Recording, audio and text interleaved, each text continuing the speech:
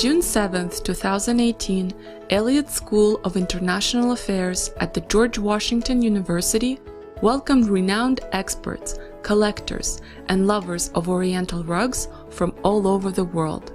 The participants of the 14th International Conference on Oriental Carpets had a chance to share their expertise in a variety of textiles from many regions, including Central Asia, Middle East, and Europe.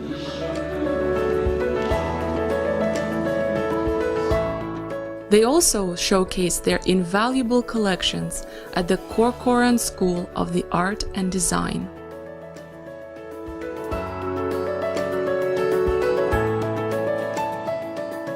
Durdy Bayramov Art Foundation proudly represented Turkmen cultural heritage.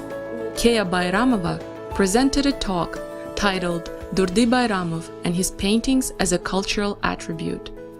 The audience had the chance to become acquainted with the works of Durdy Bayramov, as well as the immeasurable influence Turkmen textiles had on his artistic vision.